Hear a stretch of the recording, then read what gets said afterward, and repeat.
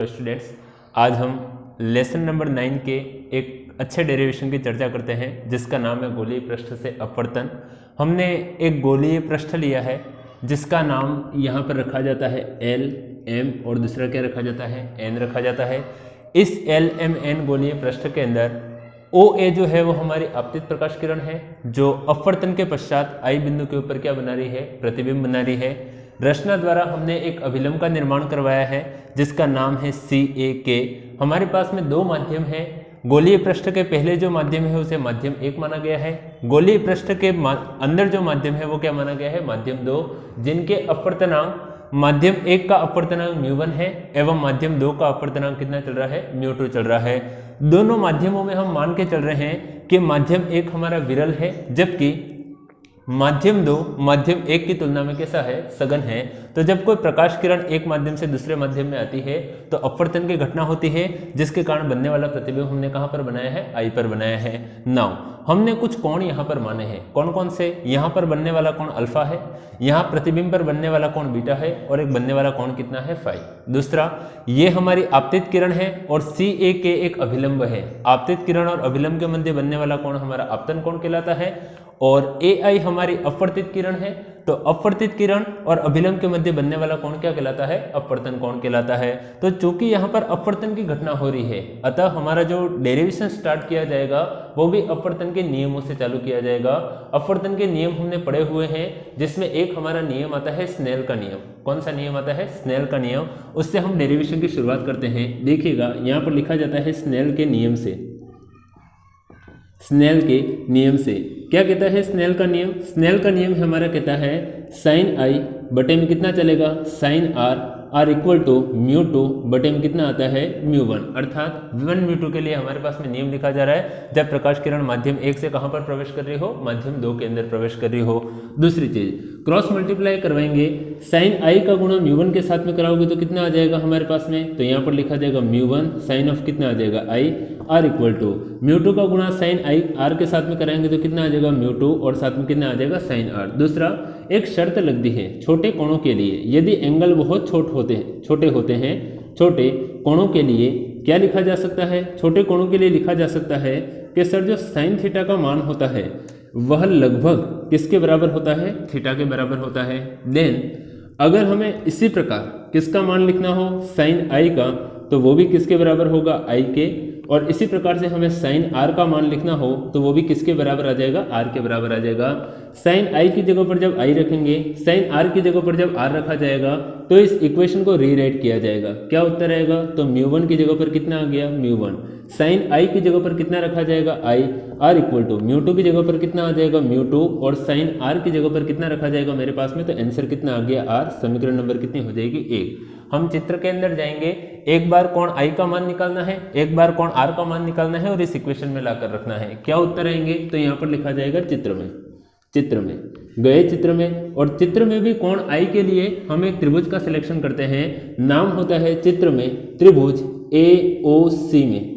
मेरा त्रिभुज सभी को, ये रहा A, ये रहा O और ये रहा C। यदि इस त्रिभुज में हम ध्यान से देख सकें तो कोण I जो है वो त्रिभुज के बाहर बन रहा है जिसे हम बहिष्कोण कहते हैं। और बहिष्कोण का नियम होता है कि वो त्रिभुज के आंतरिक कोणों के योग के बराबर होता है। किसके बराबर होता है, आंतरिक कोणों के योग के। तो जो हमारा बहिष्कोण I है वो आंतरिक कोण कौन से हैं, तो अल्फा और फाई, इन दोनों के योग के क्या होना चाहिए, बराबर होना चाहिए। तो चित्र में त्रिभुज AOC के अंदर जो हमारा कोण I है वो क्या है, तो ये हमारा कौन सा कोण बन रहा है, बहिष्कोण बन रहा है। कौन सा कोण बन रहा है, बहिष्कोण। और चूंकि ये बहिष्कोण है अतः कोण I को कैसे लिखा जाएगा, तो वो आंतरिक कोणों के योग के बराबर होगा। और आंतरिक कोण कौन से हैं, एक तो है अल्फा और एक हमारा कौन सा चल रहा है, फाई। समीकरण नंबर कितनी हो जाएगी हमारे पास में, 2 निकल कर आएगी। दूसरा, फिर से चित्र में गए सर, ये गए चित्र में और चित्र में इस बार कौन सा त्रिभुज देखा है, तो ACI में। कौन से त्रिभुज के अंदर, ACI में। A, C और I में देखें तो R जो है वो त्रिभुज के अंदर बन रहा है, बीटा है वो भी त्रिभुज के अंदर बन रहा है, तो बाहर कौन बन रहा है, फाई है वो त्रिभुज के बाहर बन रहा है। तो यहाँ पर लिखा जाएगा कि फाई जो है वो हमारा कौन सा कोण है, तो बहिष्कोण है। कौन सा कोण है, बहिष्कोण। और फाई जो है वो किसके बराबर होगा, तो आंतरिक कोणों के योग के बराबर होगा। आर और बीटा के योग के क्या होना चाहिए, बराबर। तो आर और बीटा के योग के क्या होगा, बराबर। लेकिन मुझे कौन से कोण की आवश्यकता है, आर की, तो बीटा को उधर भेजेंगे। तो ऐसा लिखा जाएगा फाई माइनस का कितना आया, बीटा, आर इक्वल टू कितना लिखा जाएगा, आर। समीकरण 2 हो गई, तो इसको कितने बोल देंगे, समीकरण नंबर 3। फ्रॉम 1, 2 एंड 3 समीकरण नंबर 1, 2 और 3 से क्या लिखा जा सकता है, 1, 2 और 3 से। तो यहाँ से आई का मान लेना है, यहाँ से आर का मान लेना है, और किसकी जगह ले जाकर रखना है, समीकरण नंबर 1 की जगह पर। 1 में क्या मान चल रहा है, तो सर μ1 की जगह पर कितना आया, μ1। जहाँ कोण आई रखना था उसका मान कितना है, तो लिखा जाएगा अल्फा प्लस कितना निकल कर आएगा, फाई। आर इक्वल टू μ2 की जगह पर कितना आ जाएगा, μ2 आ जाएगा। आर की जगह पर कौन कितना रखा जाएगा, तो यहाँ पर आएगा फाई माइनस का कितना चलेगा हमारे पास में, बीटा चल कर आएगा। μ1 का गुणा कराएं तो हमारे पास में आएगा यहाँ पर μ1 अल्फा प्लस यहाँ पर कितना चलेगा, μ1 और साथ में कितना आ जाएगा, फाई। आर इक्वल टू μ2 का जब गुणा कराएंगे तो यहाँ पर आएगा μ2 फाई माइनस μ2 कितना चलेगा हमारे पास में, बीटा। आप ध्यान से देख सकते हैं कि यहाँ पर μ2 फाई है और यहाँ पर हमारे पे कितना चल रहा है, μ1 फाई। दोनों टर्मों में फाई है तो फाई को एक तरफ लेके कॉमन लेते हैं। तो मैं कुछ काम करने जा रहा हूँ, μ1 अल्फा को तो है वहां पर रख रहा हूँ, तो ये रहा मेरे पास में μ1 अल्फा। दूसरा μ2 बीटा यहाँ पर है तो माइनस का है, इसको सामने की ओर भेजेंगे तो μ2 बीटा हमारा किसका बनेगा, प्लस का। तो ये रहा μ2 और यहाँ पर कितना आ जाएगा, बीटा, उधर भेजे तो किसका बना, प्लस का। दूसरा यहाँ पर पहले से कौन बैठा हुआ है, तो μ2 फाई पहले से बैठा हुआ है, ये μ1 फाई यहाँ पर है तो प्लस का है, इसको पड़ोस में भेजेंगे तो हमारा μ1 फाई किसका निकल कर आएगा, माइनस का। एक लास्ट टर्म यहाँ पर आता है μ1 अल्फा प्लस कितना चलता है, μ2 बीटा। आर इक्वल टू इन दोनों में से जब फाई को कॉमन लिया तो अंदर कितना रह जाएगा, μ2 और माइनस का कितना रह जाएगा, μ1, और कॉमन किसको ले लिया हमने, फाई को। समीकरण 2, 3 हो गई थी, इसको बोलेंगे समीकरण नंबर कौन सी हो जाएगी, 4। नेक्स्ट वन, आगे की ओर देखते हैं क्या उत्तर आता है। तो यहाँ से मुझे अल्फा, बीटा और फाई के मान के लिए पूरा प्रोसीजर करना है।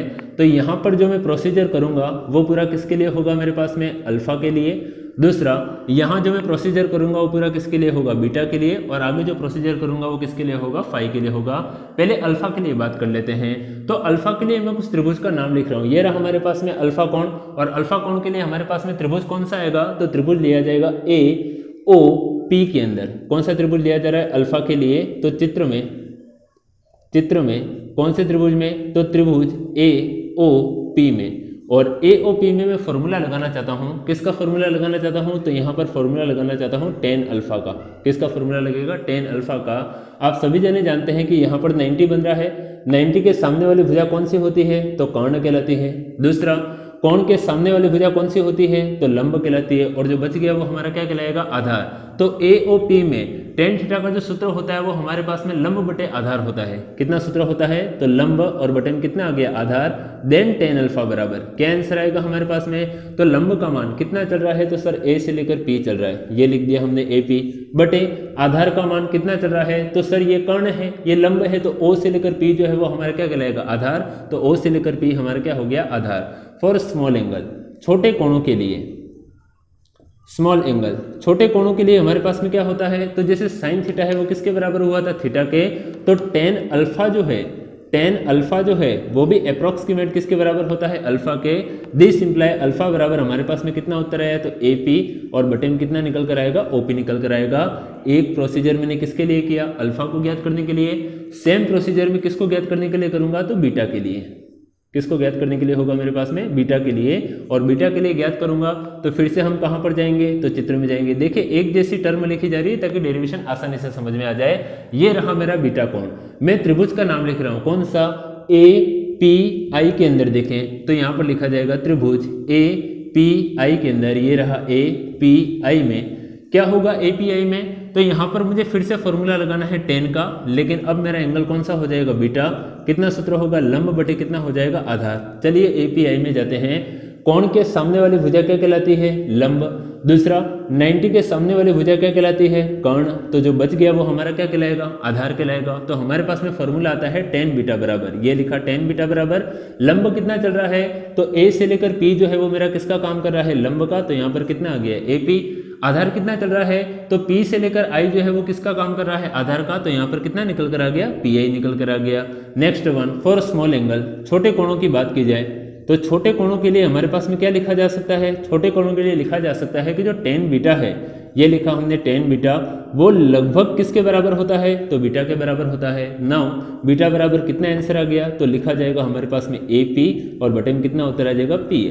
नेक्स्ट वन किसकी बात करते हैं, तो सर अल्फा निकल गया है, दूसरा क्या निकल गया है, बीटा निकल गया है। अब किसकी बारी है, फाई की। तो यहाँ पर लिखा जाएगा कि ये जो प्रोसेस है वो पूरा किसके लिए किया जा रहा है, तो फाई के लिए किया जा रहा है। नाउ क्या आंसर आते हैं हमारे पास में, कहाँ पर जाना है, तो सर चित्र के अंदर जाना है। ये गए हम चित्र में, फाई वाला जो हमारा त्रिभुज है वो कौन सा है, तो ये रहा त्रिभुज APC के अंदर मिला हुआ त्रिभुज। तो यहाँ पर लिखा जाएगा त्रिभुज APC के अंदर, और APC के अंदर कौन सा फॉर्मूला लगाना है, फिर से tan का, लेकिन इस बार कौन हमारा कौन सा चल रहा है, फाई। क्या सूत्र होता है, तो लंब, और बटे में कितना होता है सर, आधार। APC में अगर देखें तो कोण के सामने वाली अब ये भुजा क्या कहलाएगी, कर्ण। 90 के सामने वाली भुजा क्या कहलाएगी, कर्ण। कोण के सामने वाली अभी भी क्या है, लंब, और जो बच गया वो हमारा क्या कहलाएगा, आधार कहलाएगा। नाउ तो हमारे पास में आएगा tan फाई बराबर क्या लिखा जाएगा, लंब का मान। तो लंब का मान कितना है, तो A से लेकर P हमारा क्या चल रहा है, लंब। तो यहाँ पर आएगा A से लेकर कितना आ जाएगा P। दूसरा आधार कितना चल रहा है, तो ये हमारा लंब है, ये हमारा कर्ण है, तो आधार कौन सा चल गया, P से लेकर C। तो आधार कितना चलेगा, P से लेकर C।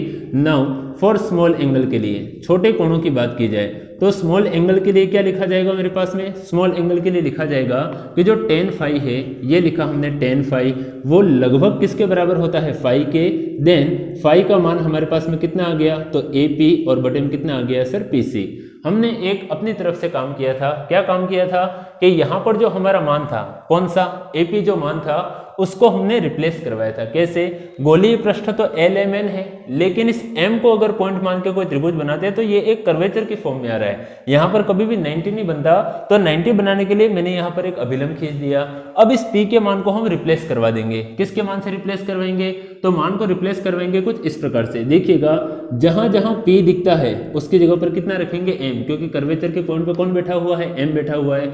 यहाँ पर भी P की जगह पर कितना रखा जाएगा, M, और P की जगह पर कितना रखा जाएगा, M, केवल नीचे वाले पॉइंट के लिए। ऊपर वाले में भी रख दोगे तो आंसर हमारे वही रहने। देखें अल्फा बराबर क्या उत्तर आया, ऊपर तो AP है वैसा का वैसा रहने दो, और जहां OP लिखा है उसकी जगह कितना आ गया, OM। इसी प्रकार से बीटा की जगह पर हमारे पास में AP को है वैसा का वैसा रहने दो। ऐसा क्यों कर रहे हैं, क्योंकि AP पूरे में कट जाएगा, और अगर यहाँ OM भी हो जाएगा, जैसे कि AP की जगह AM भी हो जाएगा, तो भी हमारे उत्तर वही रहने, क्योंकि AM यहाँ पर कट जाएगा।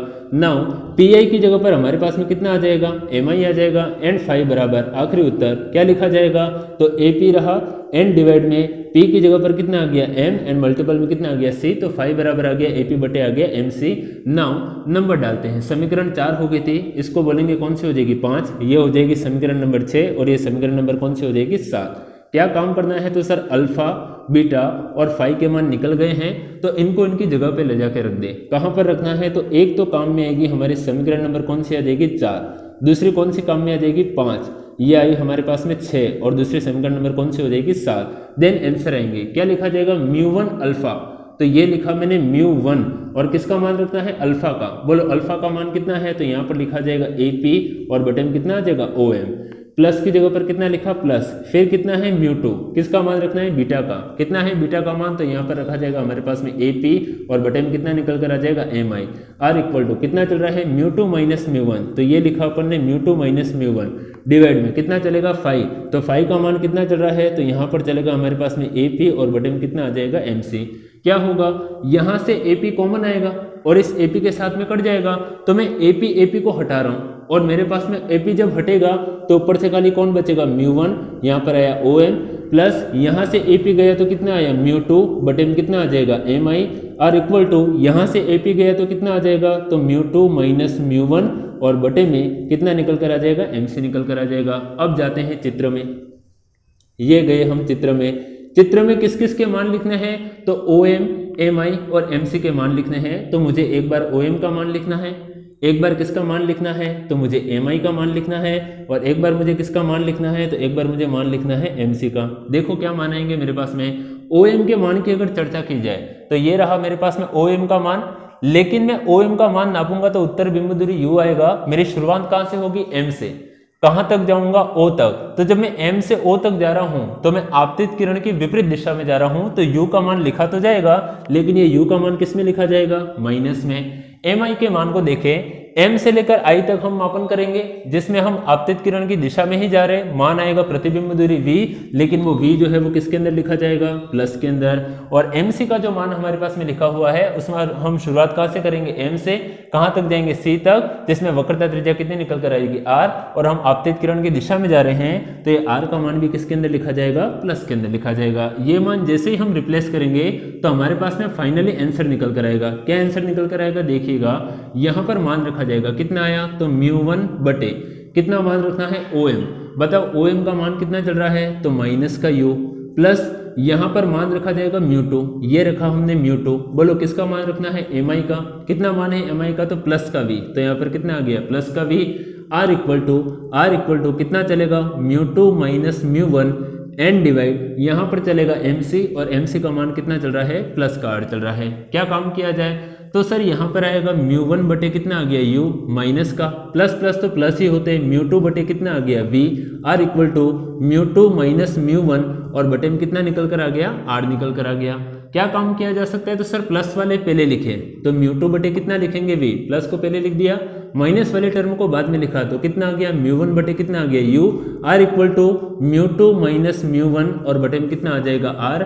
इसे कहते हैं गोलीय पृष्ठ से अपवर्तन का सूत्र, जिसमें v हमारी प्रतिबिंब दूरी है, u हमारी बिंब दूरी है, और r हमारी क्या है, वक्रता त्रिज्या। लेकिन इसी डेरिवेशन में एक शर्त रखी होती, क्या शर्त रखी होगी, जब प्रकाश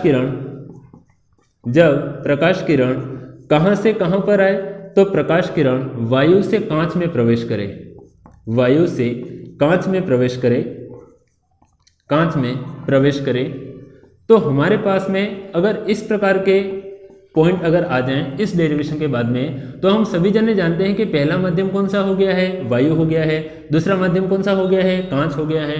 तो हम जानते हैं कि वायु के लिए जो μ1 का मान है वो कितना चलता है, 1, पर किसके लिए लिखा जाएगा, केवल वायु के लिए। दूसरा, कांच के लिए जो अपवर्तनांक है वो अलग अलग कांचों के लिए अलग अलग होते हैं, तो हम μ2 को यहाँ पर किसके बराबर मान लेते हैं, μ के बराबर, जो कि मैंने किसके लिए लिखा है, कांच के लिए लिखा है या अन्य किसी माध्यम के लिए लिखा है। तो ये रिप्लेसमेंट होगा, क्या होगा, μ2 की जगह पर कितना रखा जाएगा, μ, तो यहाँ पर आएगा μ बटे कितना उत्तर आ जाएगा v, माइनस μ1 की जगह पर कितना रखा जाएगा 1, तो बटे में कितना आया 1, और u की जगह पर कितना आ जाएगा u, r equal to μ2 minus μ1। बताइए μ2 की जगह पर कितना रखेंगे, तो यहाँ पर आएगा μ1 की जगह पर कितना रखेंगे, तो 1, तो माइनस का कितना आएगा 1, और बटे में कितना आ जाएगा r। तो ये गोलीय पृष्ठ से अपवर्तन का सूत्र है, लेकिन कब है, तो जब प्रकाश किरण वायु से कहां पर प्रवेश करनी होनी चाहिए, कांच के अंदर प्रवेश करनी होनी चाहिए। ये हमारा पूरा जो डेरिवेशन है वो किससे संबंधित है, गोलीय पृष्ठ से अपवर्तन से संबंधित है। लास्ट डेरिवेशन 2015 के अंदर आया है, उसके बाद में अभी तक इसको रिपीट नहीं किया गया है। 2024 एग्जाम के अंदर इसके रिपीट होने के पूरे चांस बनेंगे। यदि हम इसी प्रकार के वीडियो और आप तक पहुंचाए, इसके लिए इस चैनल को सब्सक्राइब करके रखें, ताकि इसी प्रकार के महत्वपूर्ण डेरिवेशन आप सभी के पास में प्राप्त होते रहेंगे। धन्यवाद आप सभी का।